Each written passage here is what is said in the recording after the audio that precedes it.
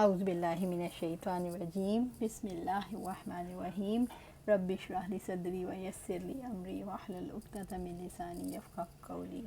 ہم دیکھ رہے تھے سیرت نبوی صلی اللہ علیہ وسلم۔ نرغے میں آنے کے بعد عام مسلمانوں کا حال۔ جب مسلمانوں نے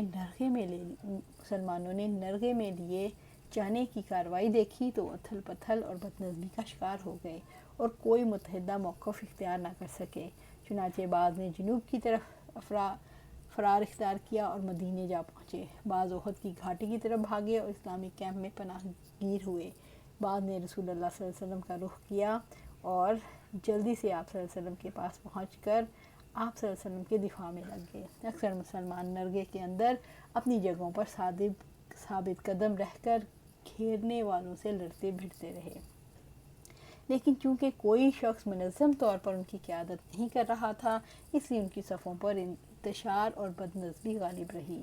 پہلی صف پلٹی تو پچھلی صف سے ٹکرا گئی، یہاں تک کہ حضرت حذیفہ رضی اللہ تعالیٰ عنہ کے والد یمان رضی اللہ تعالیٰ عنہ خود مسلمانوں کے ہاتھوں شہید کر دیے گئے۔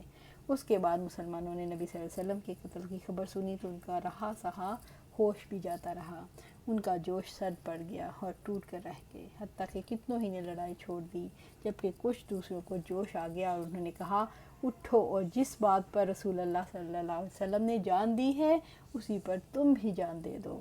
مسلمان انہی حالات سے دوچار تھے کہ اچانک کعب بن مالک رضی اللہ تعالیٰ عنہ نے رسول اللہ صلی اللہ علیہ وسلم کو دیکھ لیا۔ اس وقت آپ صلی اللہ علیہ وسلم نرغے میں آئے ہوئے مسلمانوں کی طرف راستہ بنا رہے تھے۔ حضرت کعب رضی اللہ تعالیٰ نے آپ صلی اللہ علیہ وسلم کو دونوں آنکھوں سے پہچانا کیونکہ چہرہ خود سے چھپا ہوا تھا۔ انہوں نے دیکھتے ہی بلند آواز کہا، مسلمانوں خوش ہو جاؤ، یہ ہیں اللہ کے رسول صلی اللہ علیہ وآلہ وسلم۔ یہ سن کر مسلمانوں نے آپ کی طرف پلٹنا شروع کیا اور رفتہ رفتہ 30 صحابہ رضی اللہ تعالیٰ عنہ اجمعین جمع ہو گئے۔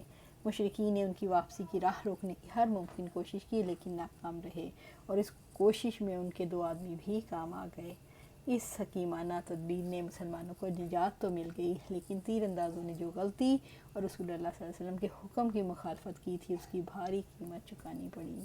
گھاٹی میں مسلمان نرغے سے نکل کر گھاٹی میں قرار پذیر ہو چکے تھے تو ان میں اور مشرکین میں بعض ہلکی اور انفرادی جھڑپیں ہوئیں، لیکن مشرکین کو آگے بڑھنے اور مقابلہ کرنے کی جرأت نہ ہوئی، بلکہ وہ میدان میں تھوڑی ہی دیر باقی رہے اور اسی دوران میں مقتولین کا مسئلہ کرتے رہے، یعنی ان کے ناک، کان، ناک اور شرم گاہیں کاٹ ڈالیں اور پیٹ چاک کر دیے۔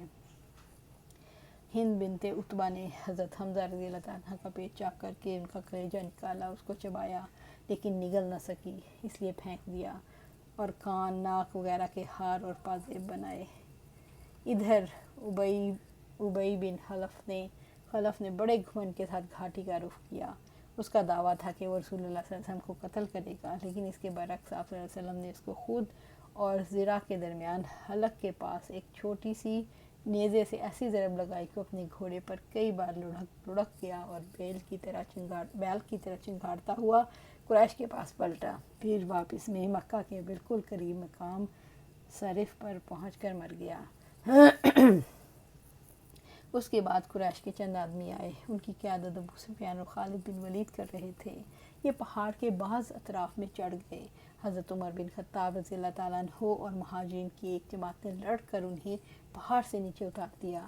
بعض روایت سے معلوم ہوتا ہے کہ حضرت سعد بن ابی وقاص رضی اللہ تعالیٰ عنہ نے تیر مار کر ان کے 3 آدمی قتل بھی کیے۔ اس طرح مشرکین کے مقتولین کی کل تعداد 22 اور کہا جاتا ہے 37 ہوئی، جبکہ مسلمانوں کے 70 آدمی کام آئے، 41 خزرج کے، 24 اوس کے اور 4 مہاجرین۔ اس کے علاوہ ایک یہودی بھی مارا گیا۔ بعض اقوال اس سے مختلف بھی ہیں۔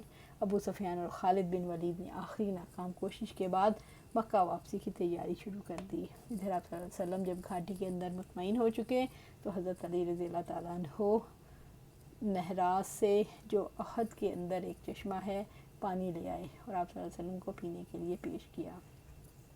آپ نے قدرے ناگوار بو محسوس کی، اس لیے پیا تو نہیں، البتہ اسے چہرہ دھویا اور سر پر بھی ڈال لیا، مگر اس کے سبب زخم سے خون بہنے لگا جو تھم نہیں رہا تھا۔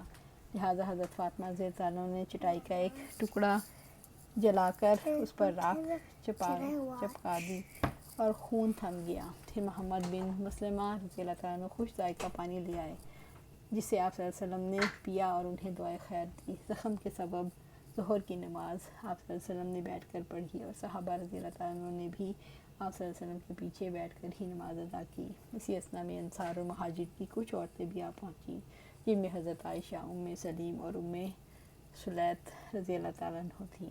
یہ پانی سے مشکیزیں بھرتی اور زخمیوں کو پلاتی۔ گفتگو اور قرارداد۔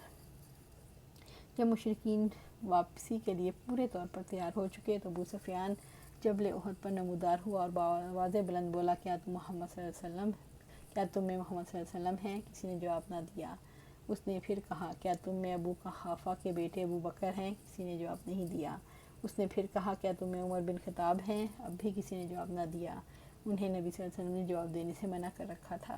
ابو سفیان نے کہا، اچھا چلو ان تینوں سے تو فرصت ہوئی۔ یہ سن کر حضرت عمر رضی اللہ تعالیٰ عنہ بے قابو ہو گئے، بولے، او اللہ کے دشمن، جن کا تم نے نام لیا ہے وہ سب زندہ ہیں اور ابھی اللہ نے تیری رسوائی کا سامان باقی رکھا ہے۔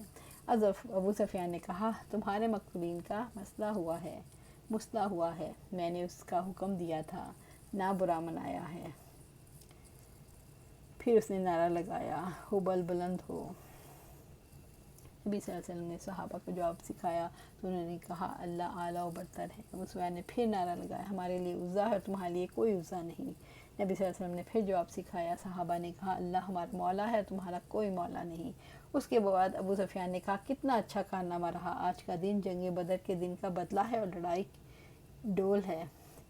حضرت عمر رضی اللہ تعالیٰ عنہ نے کہا، برابر نہیں، ہمارے مقتولین جنت میں ہیں اور تمہارے مقتولین جہنم میں ہیں۔ ابو سفیان نے کہا، تم لوگ یہی سمجھتے ہو، لیکن اگر ایسا ہوا تو ہم ناکام و نامراد ہیں۔